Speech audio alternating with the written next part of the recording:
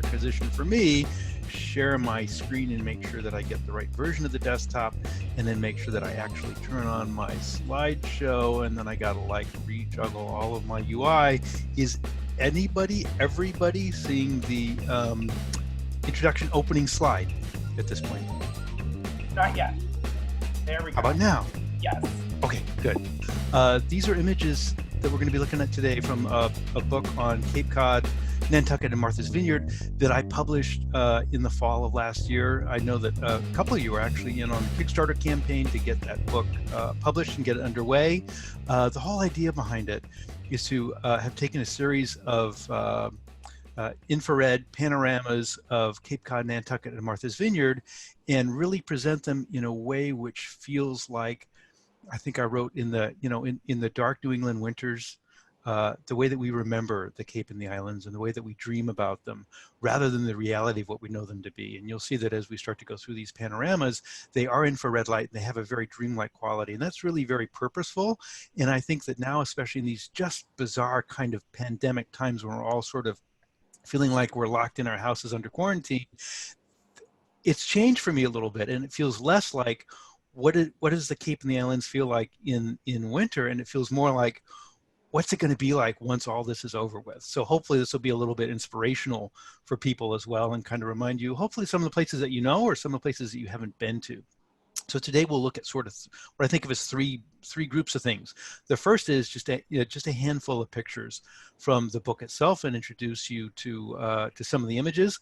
The second is I'm going to talk a little bit about process, how these images come together, because a lot of times people look at them and they kind of scratch their heads and they're wondering how they come together. So I'll do that. And then the third part is a little bit of a sneak view behind the curtain, I guess is the way that I would describe it. Some of the pictures that didn't end up in the book that for one reason or another didn't get there that, I kind of wanted to show. And in part, they also show some of the really great discoveries of sort of back roads. So even though they didn't necessarily make the book, next time you're on the Cape or Martha's Vineyard or Nantucket, it can be a nice way to kind of go, oh, that's an interesting little spot to go back to. So book pictures.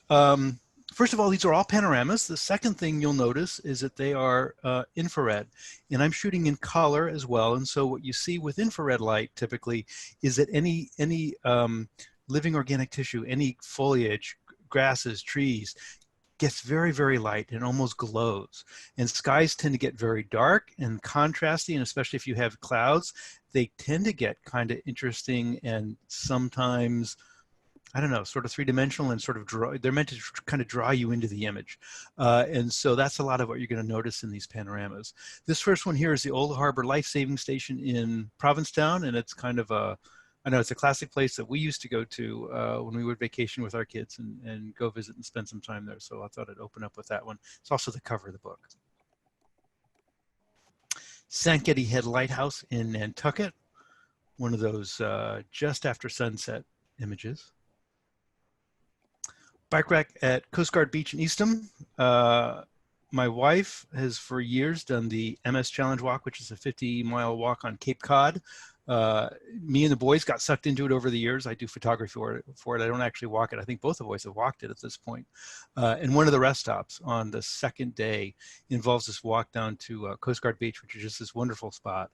And I feel like the bike rack just kind of says summer, and that last bike at the last edge of summer kind of feels like this is the end of the season. Just kind of a nice spot, a nice moment. The Sandwich Boardwalk has got some interesting history to it.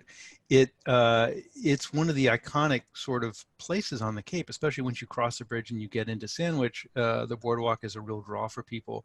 It was closed the year that I photographed the book, which was 2018. And I wanted to have the closed boardwalk picture because it really touches on something that I think is really critical about all of these areas, both the Cape and the islands, which is that they're all basically just these masses of gravel and sand that are constantly being eroded away. And so the boardwalk was closed because there was a nor'easter that wiped out a big hunk of it. And Sandwich struggles with their boardwalk getting washed out every 4, 5, 6 years, and then they spend a bunch of money to rebuild it, and then it gets washed out again. And that's really the story of Cape Cod and the islands as a whole, where I think on average they lose something like 6 feet of beach a year just through erosion and slowly kind of getting pushed back over time. So it's interesting that the beaches that, you know, David Thoreau writes about are actually kind of a few hundred feet offshore at this point, the actual places that he would have walked on. Brant Point Light in Nantucket. Challenge here for me was Brant Point is one of those things that gets photographed over and over and over, and there's just so many beautiful images of it. I wanted to try to do something just a little bit different, so I threw it off center, and I made the image as much about this sort of sand duney foliage as much as about the lighthouse. I see Susan is struggling with one of our kittens in the video. We got 2 kittens for the pandemic, and I highly recommend getting pets for a time when you're stuck at home for several months at a time. The sand fence at Sandy Neck Beach in Barnstable. This is kind of moving down Cape a little bit.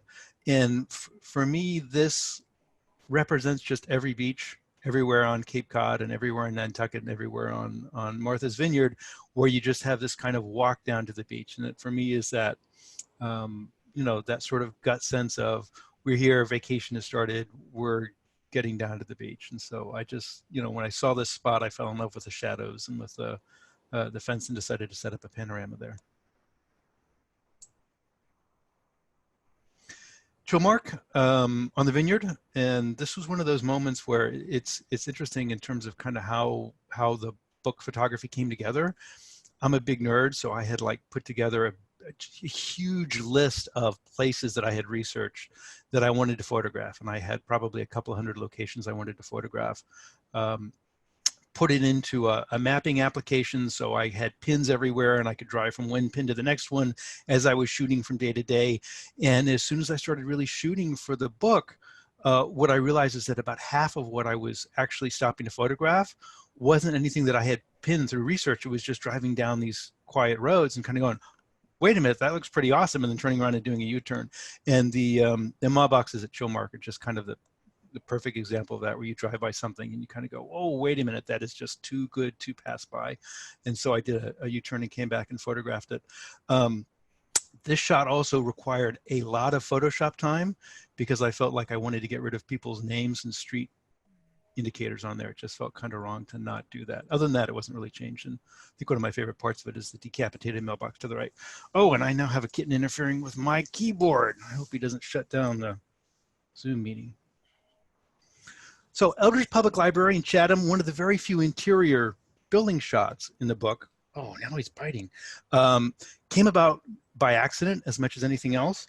I was driving through Chatham, and you know, these are day-long shoots for me, and I often get up and I'm trying to get out on Cape Cod or one of the islands for dawn, and I'm shooting through sunset, so they're long days.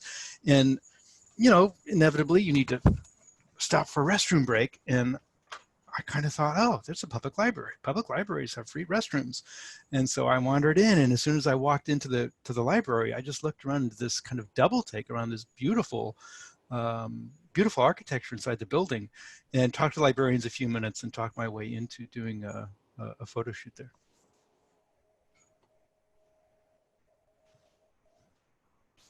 Villa Rosa Oak Bluffs, Martha's Vineyard. If you're a history nerd, you might want to Google Overton House. And Villa Rosa is Overton House. That was its name back in the 60s, 70s. And it is famous because it was considered to be the summer White House for the American Civil Rights Movement. So people like Dr. Martin Luther King Jr., Malcolm X, several people kind of who led the civil rights movement in America would summer here. And I think Martin Luther King wrote some speeches while in this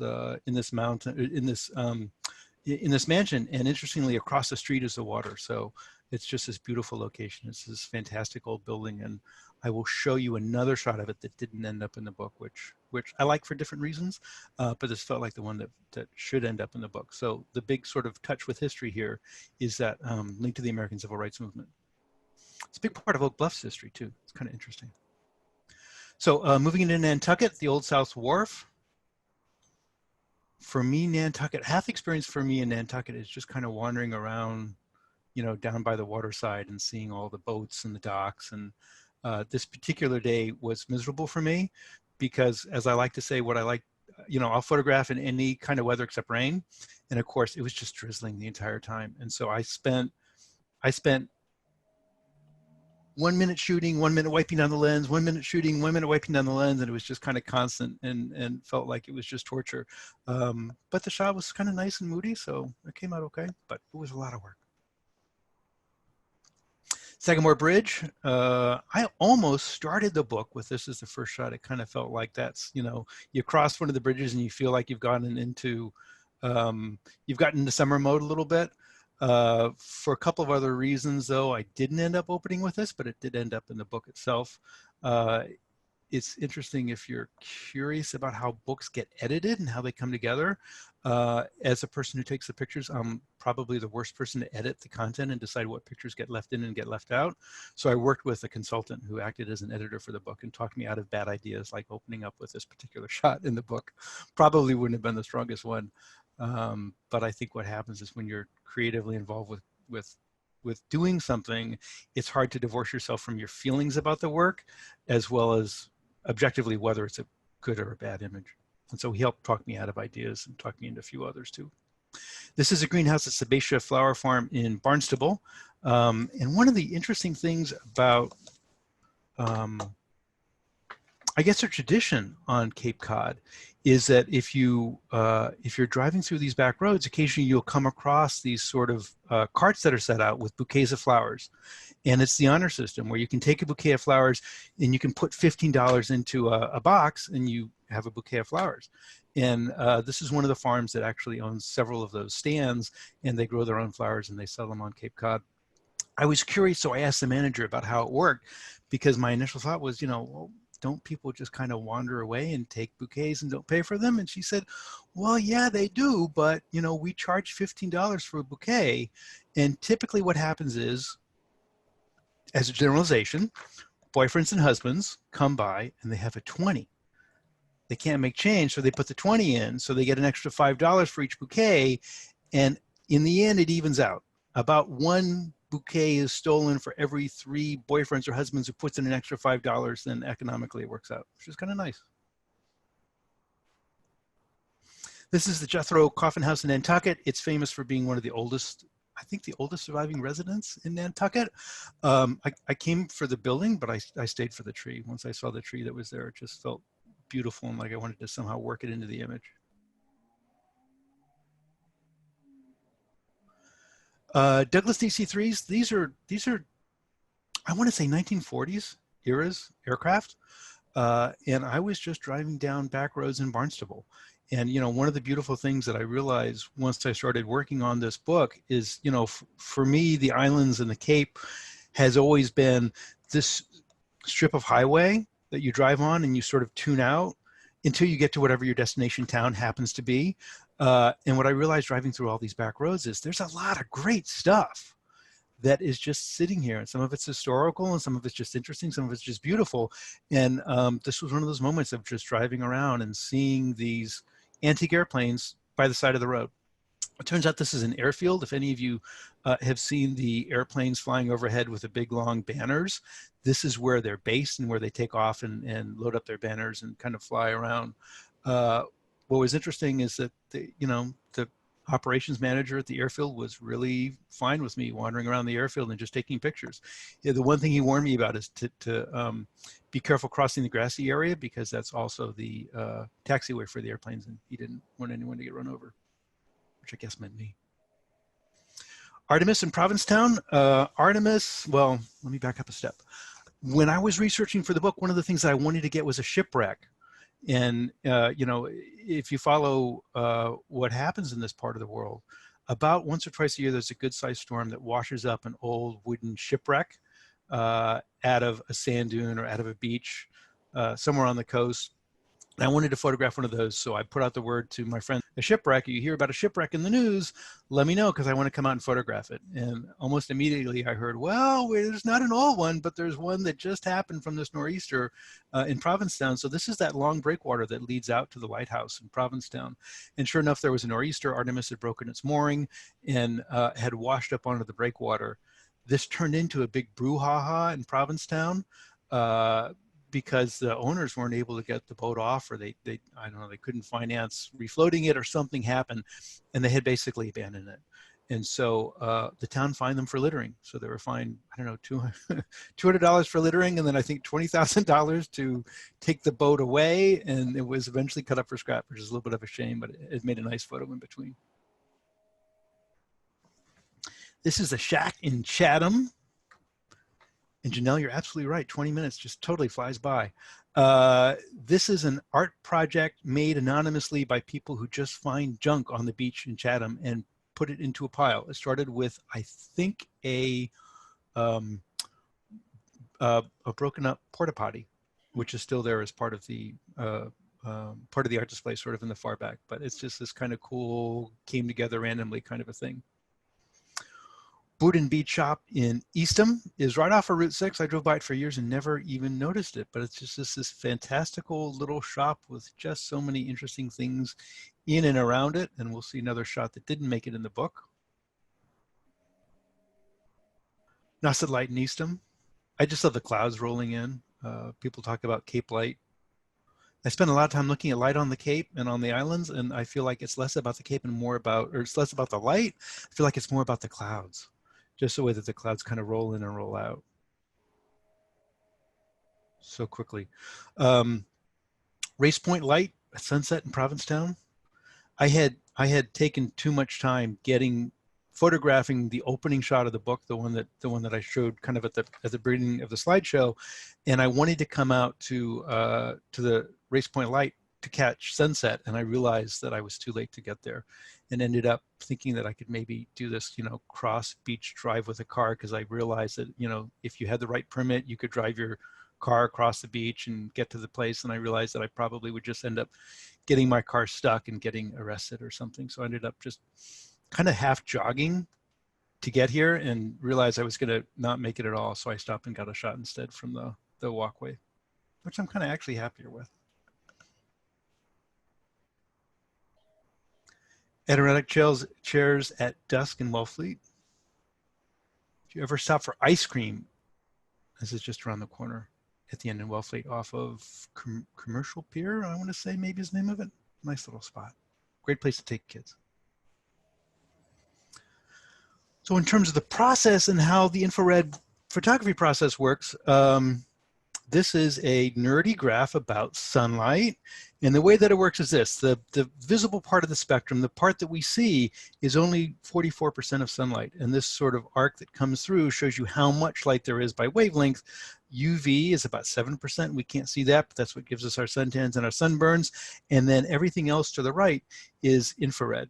And where I'm photographing is the near infrared. It's just 37% of light. And what's really interesting to me about it is it's light, it's sunlight, it's there, it's real. Cameras can see it, but the human eye can't, which really makes infrared photography for me the fun, challenging thing that it is. So the work that I do involves taking two sets of images, keeping them in careful registration. So I'm working with a tripod with a panoramic head that kind of turns a specific amount of distance with each shot. And I'll take a series of infrared photos, which are these black and white images that you see across the top. And you'll see that grass is very green, is very light.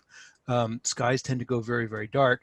And then I take a series of just regular straight visible light photographs with the same camera, just changing filters on the front of the camera, so that in the first set, I'm filtering out everything but infrared, and I'm photographing infrared light. And on the bottom set, I'm filtering out the infrared and the UV and letting in just the visible light. Then what I do is I take those and I merge them together in a series of images. And what I'm doing is I'm taking these black and whites, the tonal range, the lights and the dark shades from the infrared image, the color from the visible light image, and overlaying just the color on top of that black and white. So you end up with an infrared image that shows you the lights and darks of infrared with colors that make sense to the human eye, which is kind of what makes it feel like it's got that surreal or slightly dreamlike quality to it. Final step is you take those images, you stitch them together, typically in Photoshop. Photoshop does a great job of stitching panoramas. Lately, I've actually been doing some underwater panoramic photography, and Photoshop just can't deal with it because of all the stuff floating in the water column. And so you have to go to some specialized software to stitch. But typically, Photoshop does just a great job. Lightroom does a great job too with stitching panoramas. So a handful of images that didn't make the book, and I'll go through these and kind of give you the where's and the what's and the why fors. One of my favorite spots that I discovered through, actually through a couple of Google searches and shot up a panorama is Bearberry Hill in Truro. The nice thing about it is you can drive up to this conservation land, and then there's about a 10-minute walk up to the top of this hill, and this hill has this 360-degree view of everything around you, and it's just stunning in kind of every direction. It's absolutely beautiful. The image didn't make it in the book just because you know, my editor and I didn't feel like it was quite as strong as some of the other images that made it into the book, but it's just it's a jaw-droppingly beautiful spot to go visit at some point. It's a quick, easy walk, and there's just so much to see. And something that I point out here, if you look at this little house right down here, I ended up going down there, and you can go and see Bearberry Hill up here in the next shot as well.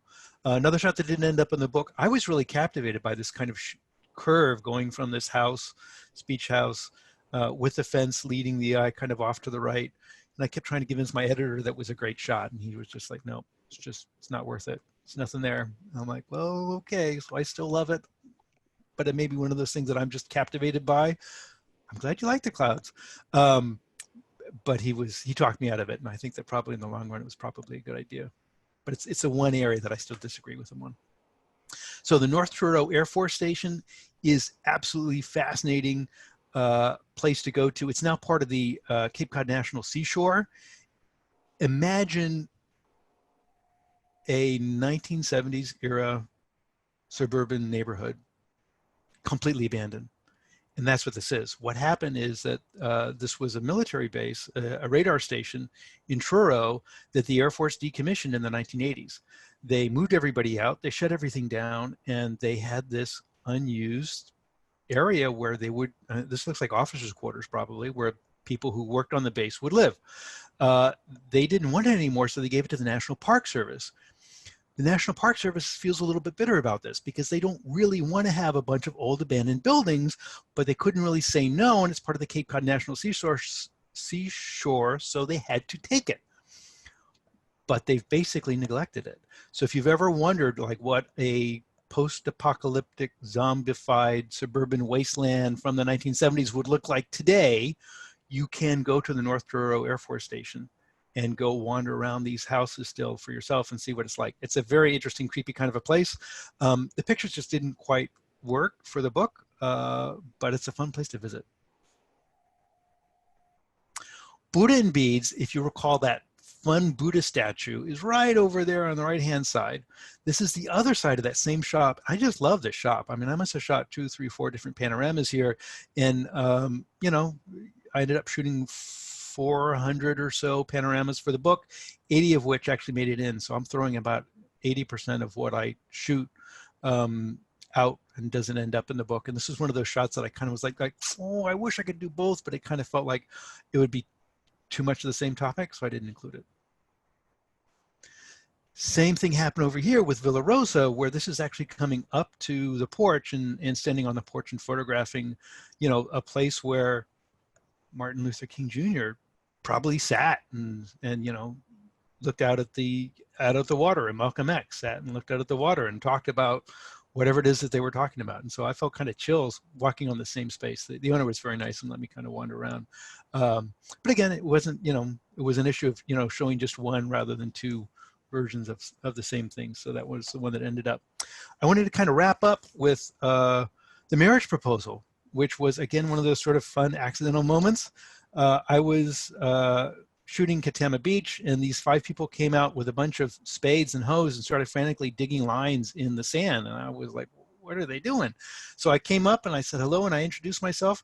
And it turns out that they were putting in gigantic letters, I forget the woman's name, but like, so-and-so, will you marry me?